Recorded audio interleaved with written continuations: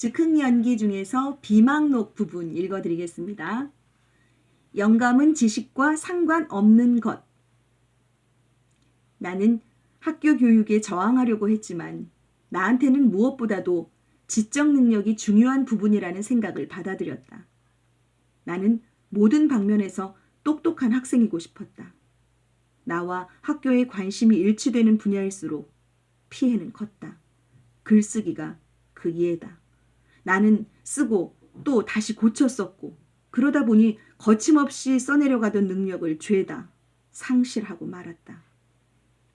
나는 영감은 지식과는 상관이 없다는 것, 내가 완벽하지 않아도 된다는 사실을 망각했다. 결국 난 그 어느 것도 시도하기를 꺼리게 되었고 처음에 떠오른 생각은 하나같이 시시하게 느껴졌다. 모든 것들은 수정되고 정렬되어야만 했다. 나는 지적 능력을 가지고 사람을 평가한다는 것이 미친 짓임을, 그저 밤하늘을 바라보던 그 농부들이 나보다 더 많은 것을 느낄 수도 있음을, 춤추던 그 남자가 글에 갇히고 춤출 줄도 모르던 나보다 뛰어난 사람일 수 있음을 한순간에 깨달았다. 그때부터 나는 매우 뛰어난 지적 능력을 지닌 사람들 대다수가 얼마나 뒤틀려 있는지를 보게 되었으며 또한 그때부터 사람들을 생각보다는 행동으로 평가하게 되었다. 처음 스승을 만나다. 나는 내가 무능력하고 인생에 어울리지 않는 사람이라는 느낌이 들었고 그래서 교사가 되기로 결심했다. 나는 내 문제를 해결할 시간이 필요했고 또 교원 양성소야말로 내가 말을 또박또박하게 하고 자연스럽게 서 있고 자신감을 갖고 수업 능력을 향상시키는 데 도움이 될 것이라고 확신했던 것이다. 내가 앤터니 스털링이라는 뛰어난 미술 선생님을 만난 것은 순전히 운이었으며 나의 모든 작업은 그를 본보기로 이루어진 것이다. 중요한 것은 그가 무엇을 가르쳤느냐라기보다는 그가 실제로 행함으로써 보여준 것들이었다. 내가 난생 처음으로 훌륭한 선생님께 맡겨진 것이다. 여기서 그의 첫 수업에 대해 이야기할까 한다. 도저히 잊을 수 없고 도무지 갈피를 잡을 수 없었던 그 수업을. 그는 우리를 8살 먹은 아이들 반처럼 대했는데 나는 그것이 싫었지만 이해는 된다고 생각했다. 내 생각은 저 사람 우리한테 맨 끄트머리 자리에 앉아 수업받는 기분이 어떤 것인지를 가르쳐 주려는 거군. 이었다. 그는 우리한테 검정색 물감을 진득진득하게 진한 농도로 섞으라고 하고는 광대가 외발 자전거를 타고 이 물감 위로 달린 뒤에 우리의 종이 위로 옮겨왔다고 상상해보라고 했다. 광대는 그리지 마세요 하고 그가 말했다. 그가 종이 위에 남긴 자국을 그리는 겁니다. 나는 내 솜씨를 자랑하고 싶었다. 나는 언제나 미술 성적이 좋았고 그에게 내가 우수한 학생임을 보여주고 싶었기 때문이었다. 나는 이런 수업 내용에 약이 올랐다. 도대체 내 솜씨를 무슨 수로 보여줄 수 있다는 말인가? 광대야 그릴 수 있지만 바퀴 자국 따위에 누가 신경이나 쓴다는 말인가?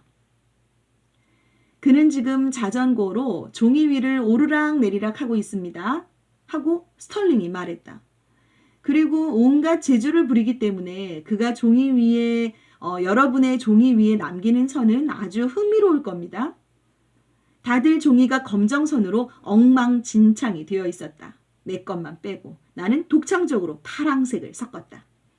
스털링은 내가 검정색 만드는 법도 모른다며 혹평을 했고 나는 화가 났다. 그러더니 이번에는 광대가 만들어낸 온갖 모양에다 색칠을 하라고 했다. 어떤 색깔이요? 아무 색깔이나요? 네, 하지만 어떤 색을 골라야 할지 모르겠는데요. 좋은 색깔, 흉한 색깔, 아무거나 마음에 드는 걸로요. 우리는 그에게 맞장구를 쳐주기로 했다. 색칠이 끝난 내 종이에 파란색이 없어졌길래 나는 검정색으로 윤곽을 다시 그렸다. 존스톤이 강력한 윤곽선의 가치를 발견했군요. 하고 스털링이 말했다. 나는 정말로 약이 올랐다. 나는 다른 사람들 종이도 축축해져 버렸음을 알고 있었고 내 것이 다른 사람들 것보다 특별히 더 흉하지는 않았다. 그렇다고 더 나을 것도 없었지만. 지금 칠한 갖가지 색깔 위에 무늬를 그리세요 하고 스털링이 말했다. 아니 저 사람 도운 거 아니야? 지금 우리를 놀리자는 건가? 어떤 무늬요? 어떤 무늬든지요? 우리는 시작할 엄두도 내지 못했다. 우리는 다 해서 10명쯤 되었는데 서로 생전 처음 보는 마당에 어느 미친 사람 소나기에 들어간 것이다. 아, 저 뭘 해야 될지 모르겠습니다. 무늬를 생각하는 것은 아주 쉬워요. 우리는 맞게 하고 싶었던 것이다. 아, 어떤 종류의 무늬를 원하세요? 여러분 마음입니다. 그는 그것이 정말로 우리의 선택이라는 사실을 차근차근 설명해야 했다. 나는 그가 도움이 된다면 우리가 그리는 모양을 하늘에서 내려다본다고 생각해보라고 말했던 것이 생각난다. 물론 도움이 되지 않았다. 어쨌거나 수업은 끝났고 우리는 시무룩하게 서로의 서툰 그림을 두리번거렸으나 스털링은 너무도 평온해 보였다. 그는 벽장으로 가서 그림을 한아름 꺼내 바닥에다 펼쳤는데 다른 학생들이 같은 방식으로 그린 작품이었다. 너무나 아름다운 색깔, 너무나 창의력 넘치는 무늬였다. 어느 고급반 학생들이 그린 작품인 것이 분명했다. 대단한 아이디어군 하고 나는 생각했다. 우리를 이런 식으로 망가지게 해놓고 그런 다음에는 우리가 무언가 배울 것이 있다는 사실을 알려주다니. 그러니까 고급반 학생들이 훨씬 뛰어난 거야. 당연한 일 아니야? 그 그림들의 아름다움에 대해서는 내가 과장되게 기억하고 있는 건지도 모른다.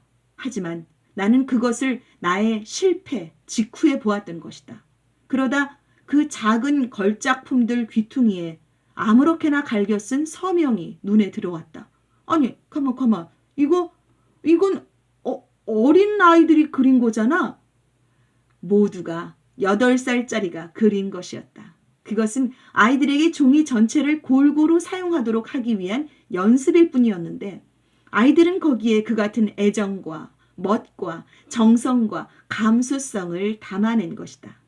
나는 할 말을 잃었다. 그 순간 내 안에서는 그 뒤로 다시는 겪어본 적이 없는 어떤 일이 일어났다. 그것은 나의 학교 교육이 일련의 파괴 과정이었음을 거듭 깨닫게 해주는 최종 확인 절차였다.